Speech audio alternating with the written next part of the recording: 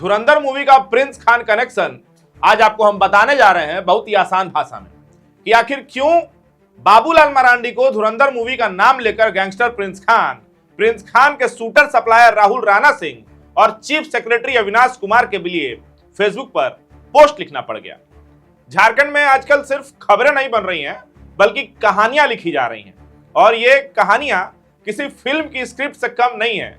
बस फर्क इतना है कि ये धुरंधर फिल्म नहीं है, ये रियल लाइफ है और इस रियल लाइफ के केंद्र में एक नाम आता है, नाम प्रिंस खान। वही प्रिंस खान जिस पर आरोप है कि उसने झारखंड में डर का ऐसा नेटवर्क खड़ा किया जो सिर्फ जमीन पर नहीं बल्कि सिस्टम के अंदर तक फैला हुआ है। लेकिन कहानी यहीं खत्म नहीं होती। असली सवाल तो अब शुरू होता है क्योंकि इस पूरे मामले में एक ऐसा नाम आया है जिसने इस केस को सिर्फ क्राइम स्टोरी नहीं रहने दिया बल्कि इसे पॉलिटिकल और सिस्टम फेलियर की बड़ी बहस बना दी। नाम राणा राहुल सिंह का। अखबार में छपी एक रिपोर्ट और उसमें किया गया दावा कि प्रिंस खान के लिए शूटर उपलब्ध कराने वाले राहुल राणा सिंह को रांची पुलिस ने बॉडीगार्ड दिया था। अब आप खुद सोचिए कि अगर ये आरोप सही है तो इसका मतलब क्या निकलता है कि क्या सिस्टम खुद उन लोगों को सुरक्षा दे रहा था जिन पर अपराधियों से कनेक्शन के आरोप हैं, या फिर यह सिर्फ एक संयोग है, एक गलती है, या फिर इससे कहीं ज्यादा गंभीर कुछ है। रिपोर्ट में यह भी सामने आया कि राणा राहुल सिंह लंबे समय तक सरकारी सुरक्षा में रहा और इतना ही नहीं, तस्वीरें भी सामने आई जिसमें वो कथित तौर पर बड़े अधिकारियों के साथ नजर आ रहा है और वो बड़े अधिकारी और कोई नहीं बल्कि झारखंड के चीफ सेक्रेटरी अविनाश कुमार हैं।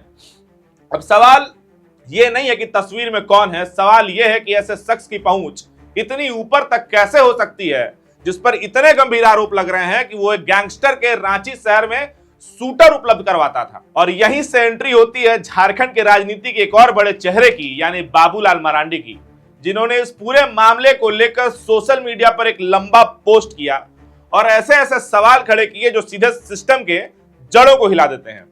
बाबूलाल मरांडी अपने पोस्ट में कहते हैं कि इन दिनों धुरंधर फिल्म के जरिए विदेश में बैठकर भारत में आतंक फैलाने वाले नेटवर्क की चर्चा हो रही है, लेकिन झारखंड में भी पिछले कुछ सालों से कुछ ऐसा ही खेल चल रहा है। अब ये एक बड़ा आरोप है और जब नेता प्रतिपक्ष इस तरह की बात कहे तो उसे हल्के में नहीं लिया जा सकता। उन्होंने ये भी लिखा कि झारखंड में कुख्यात अपराधी प्रिंस खान का आतंक लगातार बढ़ता गया और इसके पीछे सिर्फ उसका नेटवर्क नहीं बल्कि पुलिस की सिसिल था और राजनीतिक संरक्षण जैसे गंभीर कारण भी हो सकते हैं। यानी सवाल सिर्फ अपराध पर नहीं है, सवाल उन लोगों पर भी है जो सिस्टम के अंदर बैठकर इस पूरे खेल को होने दे रहे थे और शायद नजरअंदाज भी कर रहे थे। बाबूलाल मरांडी अपने पोस्ट में दावा करते हैं कि प्रिंस खान फर्जी पासपोर्ट बनवाकर देश से बाहर भागने में सफल रहा और यह अपने आप में एक बहुत बड़ा सवाल है क्योंकि बिना सिस्टम की चूक के या बिना किसी अंदरूनी मदद के ऐसा संभव ही नहीं है। और अब आते हैं उस अगले हिस्से पर जिसने हमने इस पूरे मामले को और ज्यादा संवेदनशील बना दिया है। बाबूलाल मरांडी ने लिखा कि हाल ही में रांची में हुए एक हत्या की जांच जैसे ही आगे बढ़ी वैसे ही प्रिंस खान के करीबियों का नाम सामने आने लगे और उन्हीं में से एक नाम था राणा राहुल सिंह का।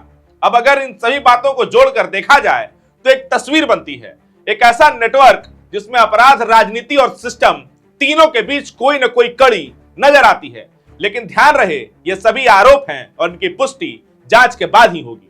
लेकिन सवाल उठाना जरूरी है क्योंकि लोकतंत्र में सवाल ही जवाब तक पहुंचने का रास्ता बनते हैं। बाबूलाल ने अपने पोस्ट में मुख्यमंत्री हेमंत सोरेन से इस पूरे मामले की गहन जांच कराने की मांग की है। साथ ही उन्होंने केंद्र सरकार और होम मिनिस्ट्री से भी अपील की है कि इस नेटवर्क की पूरी सच्चाई सामने लाई जाए। उन्होंने यह भी कहा कि वायरल ऑडियो या तस्वीरें और जिन अधिकारियों के नाम सामने आ रहे हैं उनकी भी निष्पक्ष जांच होनी चाहिए ताकि यह साफ हो सके कि आखिर सच क्या है और झारखंड में चल क्या रहा है। एक बड़ा सवाल यह भी है कि क्या यह सिर्फ एक अपराधी की कहानी है या फिर उस सिस्टम की कहानी है जहां कहीं ना कहीं कोई धुरंधर स्क्रिप्ट लिखी जा रही थी। क्या यह सिर्फ एक गैंगस्टर का नेटवर्क है या फिर इसके पीछे कोई बड़ा खेल है जो अभी पूरी तरह से सामने नहीं आया है। आखिर क्या वजह है कि एक आरोपी को सुरक्षा मिलती है, तस्वीरें सामने आती हैं और फिर वही नाम किसी बड़े अपराधी के नेटवर्क से जुड़कर सामने आता है। और सबसे अहम सवाल कि क्या इस पूरे मामले की निष्पक्ष जांच होगी या फिर यह भी बाकी मामलों की तरह फाइलों में दबकर रह जाएगा। झारखंड की जनता जवाब चाहती है क्योंकि यह मामला सिर्फ एक व्यक्ति का, एक घटना का नहीं है। यह मामला है भरोसे का, उस भरोसे का जो जनता सिस्टम पर करती है और अगर वही सिस्टम सवालों के घेरे में आ जाए तो आखिर भरोसा किस पर किया जाए। तस्वीरें बहुत कुछ कहती हैं, पोस्ट बहुत कुछ संकेत देते हैं, पर सच क्या है ये सिर्फ जांच ही बता सकती है। और जांच भी ऐसी जो निष्पक्ष हो, पारदर्शी हो और बिना किसी दबाव के हो, क्योंकि अगर सच सामने नहीं आया तो शक और गहराता जाएगा और यह समाज के लिए और भी ज्यादा खतरनाक स्थिति है। फिलहाल हम आरोपों की पुष्टि नहीं कर रहे, इसीलिए चीफ सेक्रेटरी अविनाश कुमार का नाम भी हमने सिर्फ 2 बार लिया है, लेकिन हम सवाल जरूर उठा रहे हैं, क्योंकि सवाल उठाना ही पत्रकारिता का पहला कर्तव्य है और जब तक जवाब नहीं मिलता है तब तक ये सवाल भी गूंजते रहेंगे।